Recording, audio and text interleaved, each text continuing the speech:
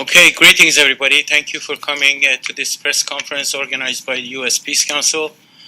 Um, we are here, a group of delegations that are planning to go to Venezuela. Um, these are members of delegation who are on the East Coast, so others who are in the central or western U.S. Would not be able to be here. But I would like to limit my talk at the moment, and I will have some closing remarks. But I would like to introduce to you Ajamu Baraka, member of the Executive Board of U.S. Peace Council and National Director, Coordinator of Black Alliance for Peace. He is going to be leading our delegation in Venezuela, and he will give you more information about it. And then other speakers will also speak, and then we will close. Thank you.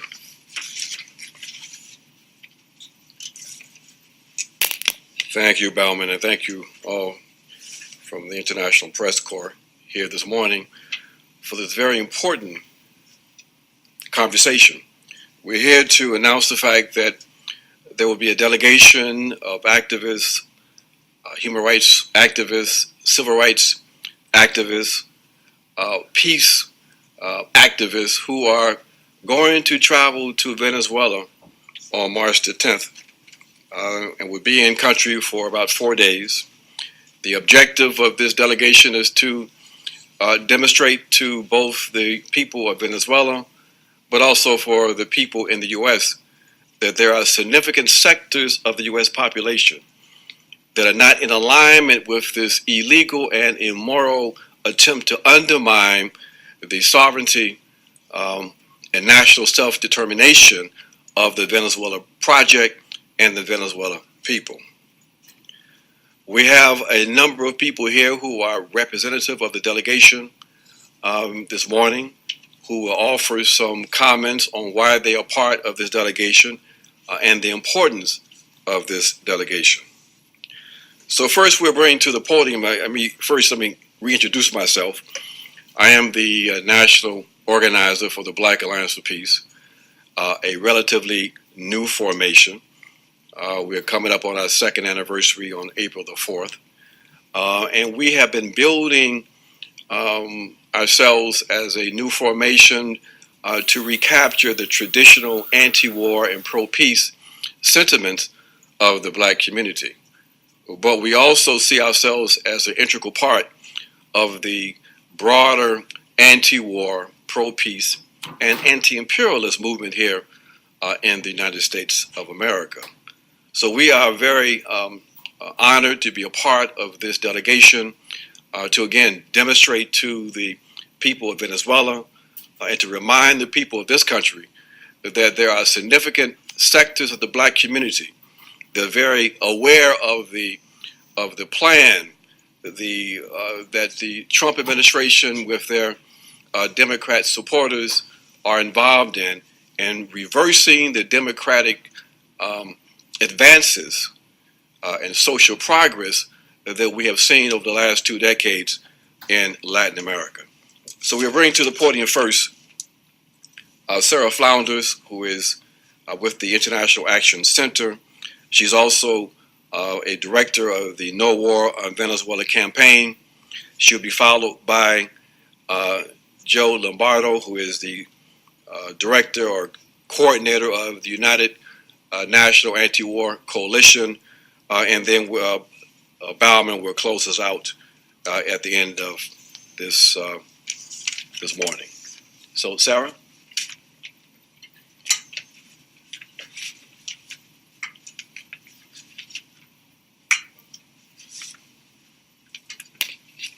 Thank you, Ojama, and thank you, Bauman. And to members of the press here today, speaking from the No War on Venezuela campaign and the International Action Center, we are very proud to be taking part in the delegation to Venezuela out of a basic feeling that it is people power that changes history. And people power mobilized has the ability to push back the aggressive hand of U.S. imperialism, which is determined to drag the people of the world into another war for oil, a criminal war that'll light a war throughout Latin America.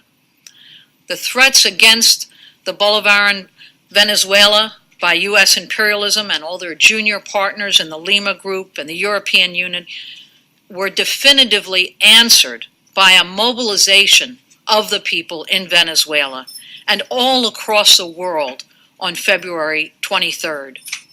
That Trojan horse of aid never made it across the Venezuela border, and that is a victory for the people of the whole world. There was a wide diversity of united solidarity actions on that day that was inspired by the resistance in Venezuela.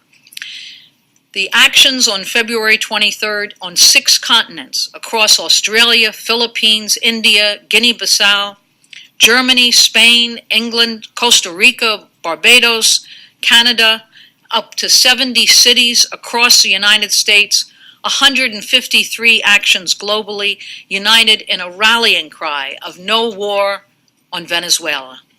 And that fight is far from over. Just Monday, the so-called Lima Group convened in Bogota, Colombia. U.S. Vice President Pence stood alongside Juan Guaido and promised a new round of devastating sanctions and even stronger action to attempt to overturn the elected government of the Bolivarian Revolution in Venezuela. And in response to that struggle, to defend Venezuela, we must push forward. And this delegation is very much part of that, a people-to-people effort. We also want to say that across the world, and as part of the No War on Venezuela campaign, we are organizing, in the event of any U.S. military intervention in Venezuela, to hit the streets, to shut it down in mass disruptions. Grassroots actions of civil disobedience, student actions, strikes, shutdowns, sit-ins, blockades are what is being discussed. Really an attitude of no business as usual in the face of another U.S. war. It's that global voice saying no war that we need to rally, to motivate, to push forward with. At the same time, all across the world, as they are doing in the millions in Venezuela, there is an international campaign to gather signatures on President Maduro's open letter to the people of the United States. And just as people have gathered throughout Venezuela to sign this letter, this will be a worldwide effort to sign this message of President Maduro. So it's organized efforts like this in mass actions, in coordinated actions, in grassroots actions that are matching, an attempt to match what we're so inspired with what we see in Venezuela today. We will take all of the petitions to the demonstrations that are taking place in Washington, D.C. on March 16th and March 30th. These are major demonstrations to demand U.S. and NATO hands off Venezuela. So these petitions will be delivered to the White House on the day of these national demonstrations. We think it will be one more voice saying no war on Venezuela, and that's March 16th and March 30th. And this will be part of an ongoing effort in solidarity with the resistance in Venezuela. Thank you.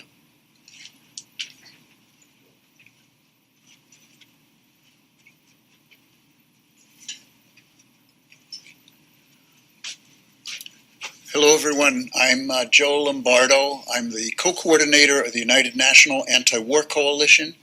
We are a coalition in the United States of about 160 peace and justice groups, including the groups that are represented here on the panel. We were part of the team that helped to organize the demonstrations that took place in this country and the solidarity actions that took place around the world on February 23rd to say U.S. imperialism hands off Venezuela.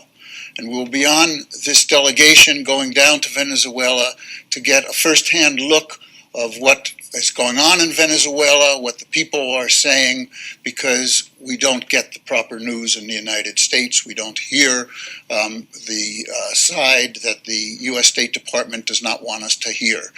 Over and over again, they talk about the demonstrations that have taken place against Maduro, but they never talk about the demonstrations that have taken place that have been larger and throughout the country that have been against any intervention and support of the Maduro government. So we are going down there. We will find out for ourselves what is really happening in Venezuela, and then we will come back to tell the American people what is going on.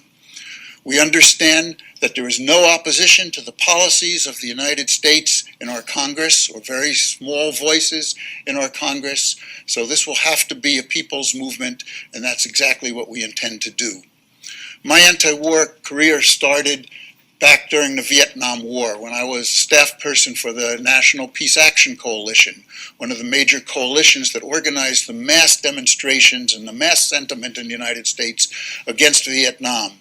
That sentiment reached down into the soldiers, and they no longer became a fighting force in Vietnam, and the U.S. had to leave Vietnam in defeat. That's what we intend to do again. This war is not in the interest, this coup is not in the interest, and the moves towards war on the part of the United States is not in the interest of the Venezuelan people, and it is not in the interest of the American people. So we intend to organize that sentiment and build a movement that can stay the hand of U.S. imperialism. Now, as was mentioned, there are some mass demonstrations that are coming up in Washington, D.C. in the period right after we come back from Venezuela. We'll be coming back right about the time of the March 16th demonstration, but we will be building hard for the demonstrations that will take place on March 30th. As many of you might know, NATO will be coming to Washington, D.C. to celebrate their 70th anniversary on April 4th. April 4th is also the date of the assassination of Martin Luther King. And it was also the date 1 year prior to that when he gave his famous anti-war speech against the Vietnam War at Riverside Church here in New York. And so when NATO comes here on that particular day, it is an abomination that they're doing it on that day, because it is goes against everything that Martin Luther King stood for and the American anti-war stands for today, anti-war movement stands for today.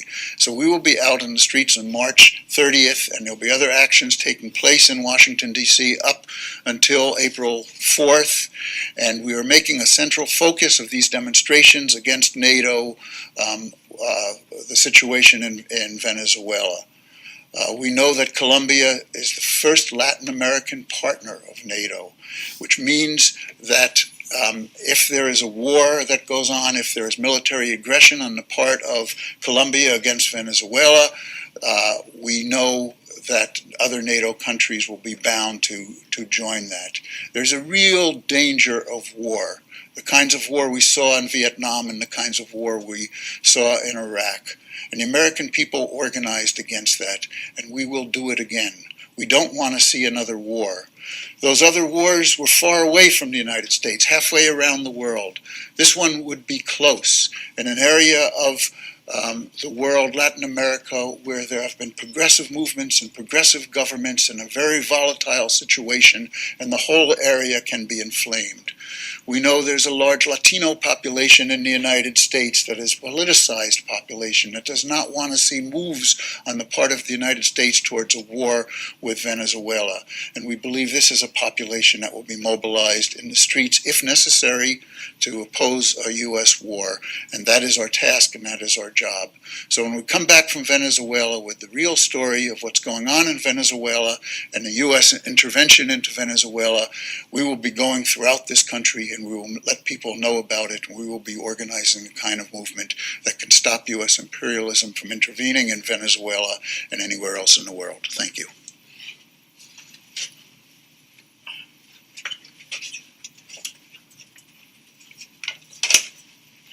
Greetings again. I would like to add a few things to what other speakers said.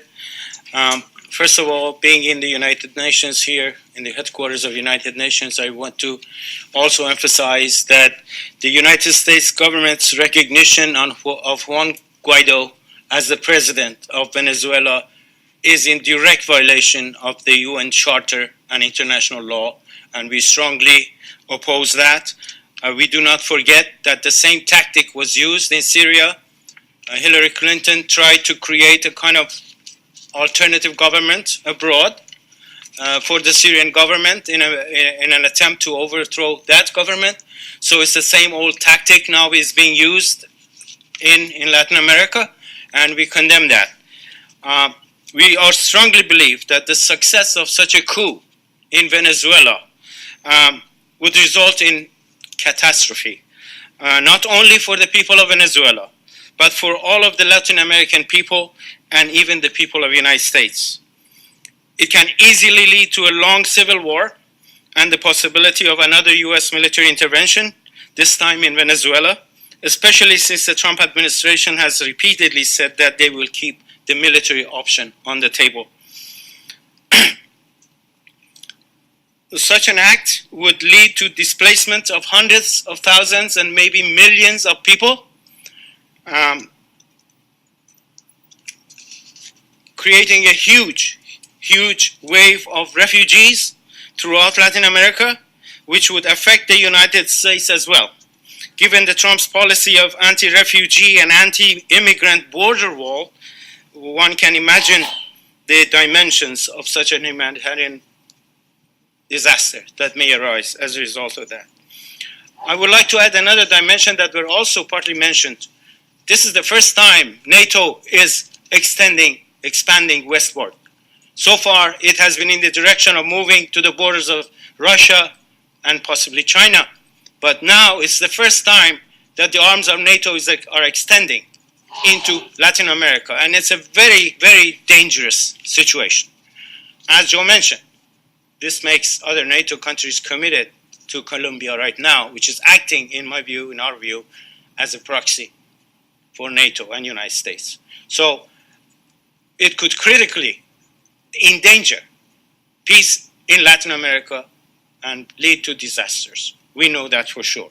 Now, the question is, how do we do about it? We have created, U.S. Peace Council and member organizations that are here and a few others, have created a coalition against U.S. foreign military bases, which had its first national conference in Baltimore, Maryland in January. And we resolved in that conference that we're going to broaden that campaign, which now includes a lot of 35, 40 other organizations from 40 other countries that are in the leadership of global campaign against U.S. NATO military bases. And we are trying to organize that campaign and this coalition to help with the demonstrations and rallies and actions that are being held on March 30th in Washington, D.C. against the meeting of NATO and the celebration of 70th anniversary of the establishment of NATO. So I will encourage everybody to please try to cover that, because American people are not hearing all sides of the story that is going on. I would like to close by thanking. I owe a lot of thanks to a number of groups and institutions. First, I would like to thank the International Solidarity Committee of Venezuela, COSI, for which is a sister organization with us in the World Peace Council, for invaluable support in facilitating the trip, for obtaining the necessary visas, given that there is no diplomatic mission of Venezuela in the United States now, and for generously agreeing to host us throughout this trip.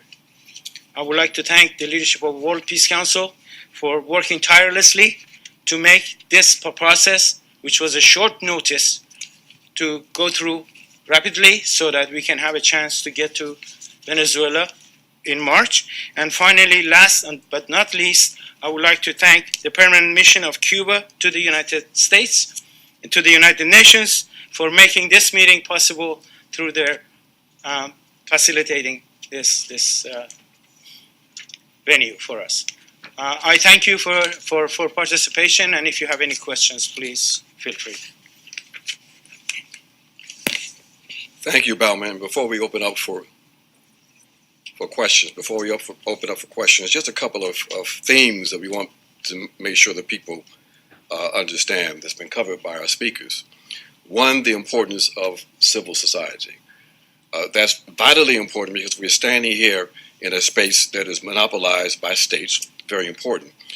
But we recognize that because of the complexities of the politics of this situation, it's going to require civil society, both in the U.S. and globally, to try to put pressure on the U.S. and its allies who seem to be committed to undermining international law in this situation and in others.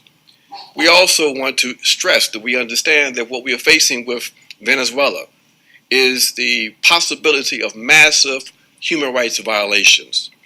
The ultimate human rights violation is the right to life.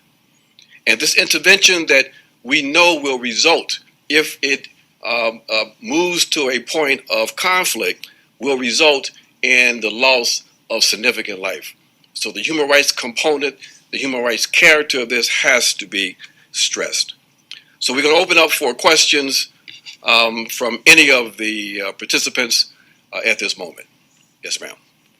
Hello, thank you. This is Lenka White from the Mainichi newspaper. I was just curious about your trip to Venezuela. What's the plan, or which cities you are going to visit, and like how you are going to approach this situation? May I answer? Yes. Yes, actually, COSI is preparing our plan for the 4 days in Venezuela, but we have placed certain requests. We asked them to organize our meetings with certain groups. We want to meet with people, organizations, civil society organizations. We would like to meet with political parties. We would also like to meet with government officials. We have put a request, especially for talking to people from the parts of the government that deals with Venezuelan economy, to find out what the impact of sanctions has been on what impositions have been there, and in what way they have affected the Venezuelan people. Because here, whenever they talk about the economic condition in Venezuela and poverty, they all say, oh, it is Maduro's fault. They don't mention that it's all years of a blockade by the United States that's causing in this. They create that human disaster and then send humanitarian aid through the border. So it's a hypocrisy that has to be revealed and exposed, and that's what we're going to do. Sure. Hello, I'm Widad Franco with NHK, and on behalf of the UN Correspondents Association, welcome. I was wondering also if during your trip to Venezuela, are you trying to have any or get an assessment on the humanitarian situation? Sorry, I walked in a little late. I don't know if you guys discussed that before. And if so, are you planning to try to address the United Nations, the Secretary General, trying to see how these aid can be coordinated? There's been talks about politicized aid. How are you trying to address the needs of the people who are in need of humanitarian aid? Do you want to answer?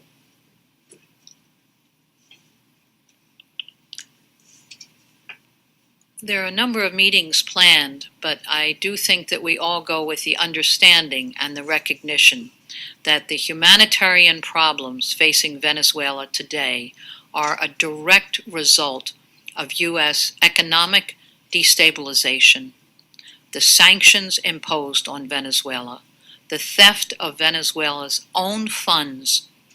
This is what is creating great difficulty in Venezuela today. And so as people coming from the U.S., we first put the responsibility on our own government for creating this difficulty within Venezuela, a country very rich in resources, in technology, and in people, well able to feed its own population. We also recognize that in Venezuela today, there is a food distribution program every single week to more than 6 million families. This far exceeds any food program in the United States today with a larger population. So the people of Venezuela, and there have been many donations of food that do not come as a Trojan horse with military equipment in an effort to break through the border. So our main purpose in going is from the U.S. with an understanding of where the problems come from. And we raise our voices right here to say, end the sanctions, return Venezuela's own money, and the economic destabilization. Thank you.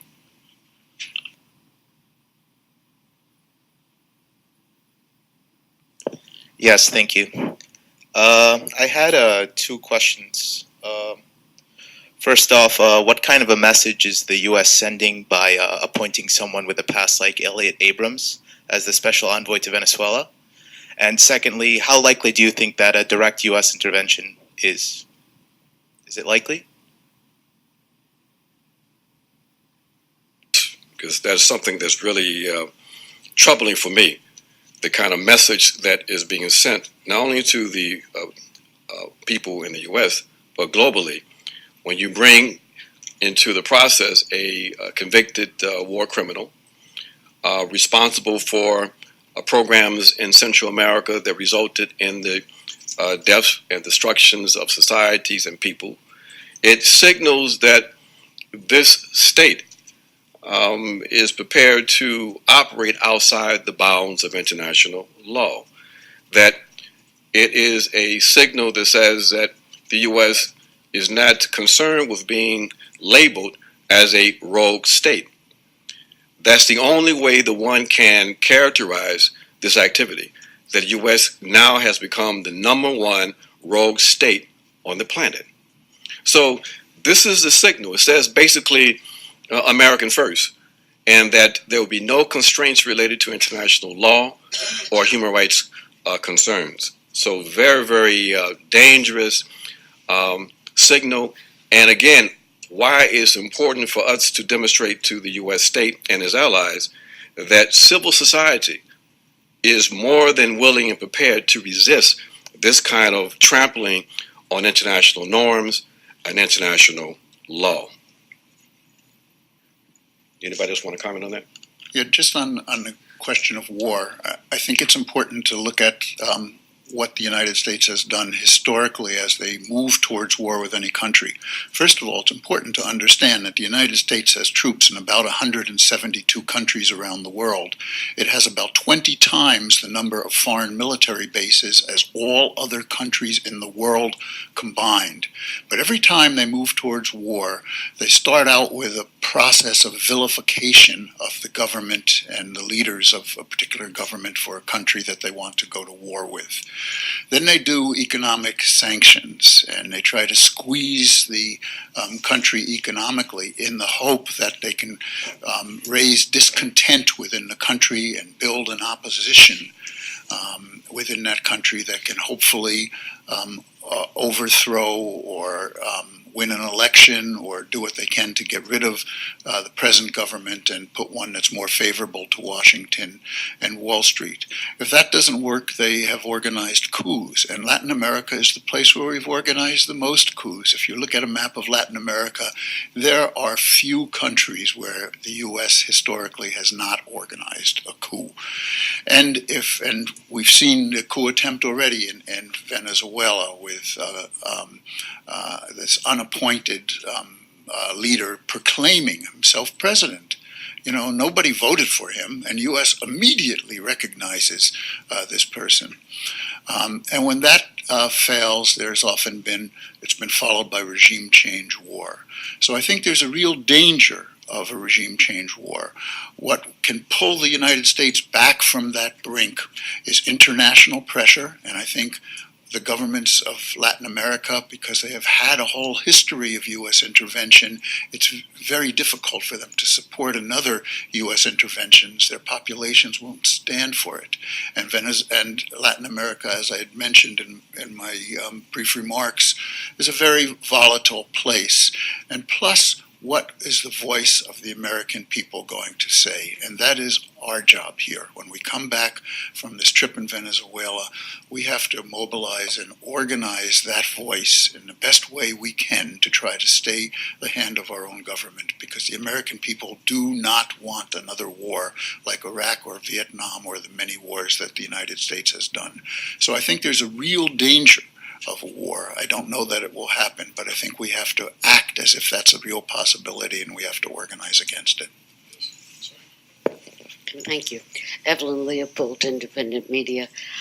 Has anyone thought of having the tons of aid that the U.S. has on the border brought into the country through the International Red Cross or a UN agency or another NGO that Venezuela would find respectable?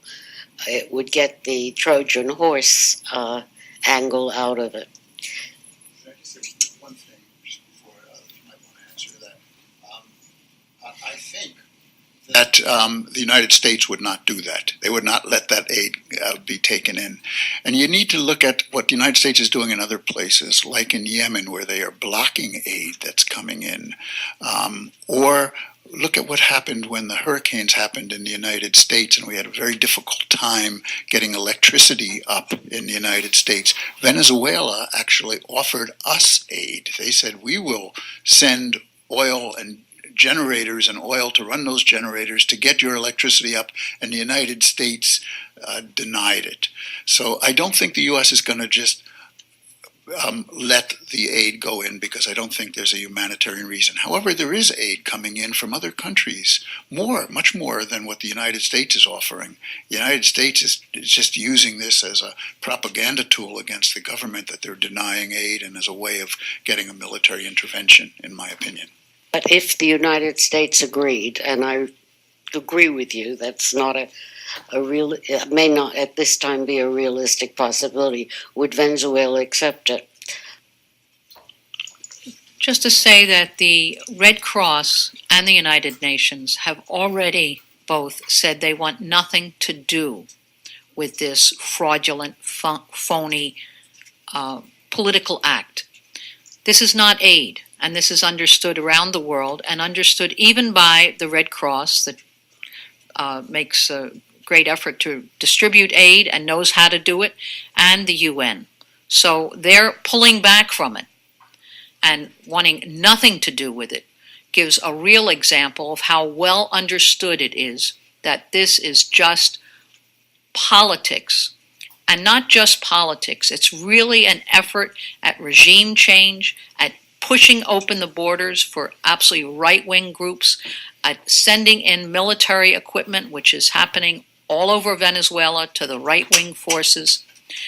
We should also recognize that this aid was stored in warehouses in Puerto Rico, where the U.S. was unable to provide humanitarian aid for a year after Hurricane Maria. People were without electricity, their schools closed, potable water, health care not there for significant parts of the population.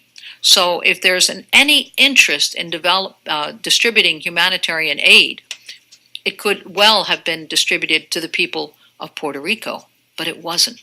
So we should not give any credibility that these truckloads are really humanitarian relief. If they were, it could be distributed in the same way that substantial amounts of aid are coming in right now. And Venezuela doesn't need any of this aid if the sanctions were ended, and if the seizure of Venezuelans' own funds was ended. So let's be clear who is creating the crisis and what this aid, non-existent aid, really is all about. And I think the whole world understands this very well, very well. Thank you, though, for the question. Yes, thank you. It's a very good question, but I think we will have to make it clear that when you say, will Venezuelan government accept such an aid, you have to ask it from the Venezuelan government. We are a bunch of citizens here. We are trying to go there and mobilize civil society efforts, and we do not represent the Venezuelan government, although we support their legitimacy and democratic principles. One example I want to give you from way past that probably shed some light on this humanitarian aid. I remember at the time of Iranian Revolution, there was a huge earthquake in Iran, and U.S. offered to provide tents and blankets and everything else.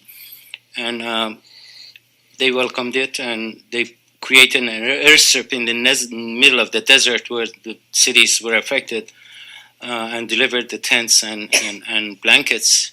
But you know what? Remember the Operation Desert Storm, when the helicopters and airplanes of United States forces that were secretly landing in Iran were destroyed. They claimed it was through the sandstorms and all that a long time ago during the Carter administration. Yes. For that secret operation, they used the same airstrip that they used for sending the aid. So these humanitarian supports are not without hidden agendas behind them. We have to make sure that people are aware of it. Any other questions? Yes, sir. Thank you. I have a question about how are you seeing the legitimacy of last year's presidential election? So basically, I understand that you are seeing no problem about the last year's election, but I share your view that the situation right now is quite dangerous. And if there is a political solution to this situation through dialogue between parties, the legitimacy of last year's presidential election will be one of the important points. And I'd like to know your opinion. Anyway, Okay. you can comment on that. And we only have a few minutes.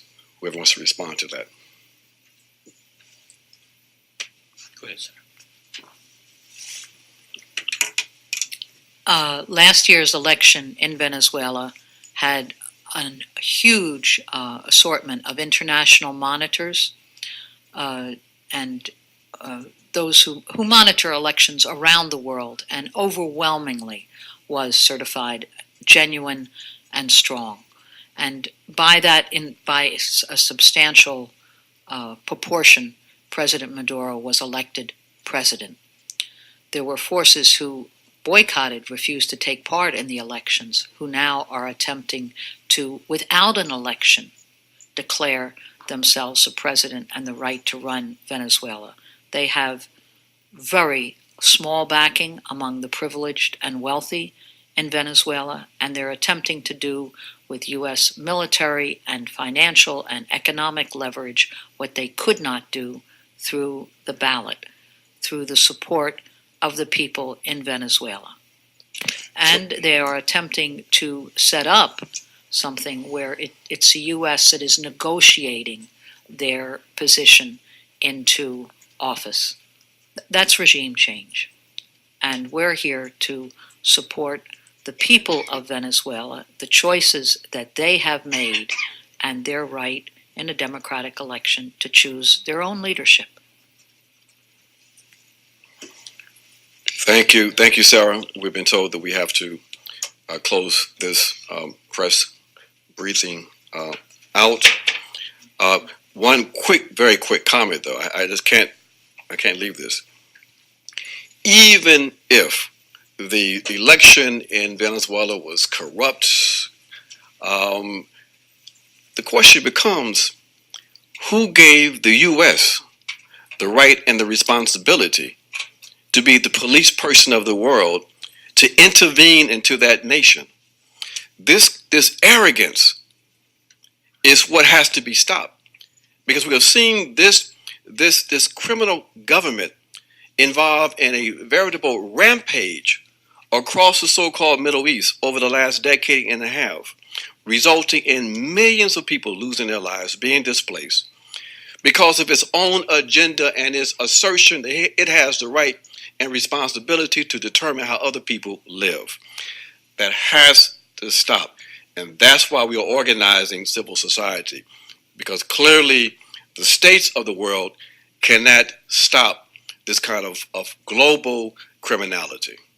With that, we'll end this. And thank you so much for coming out this morning. And I would like to close by saying that we're going to be back after our trip for another press conference to report back. Thank you.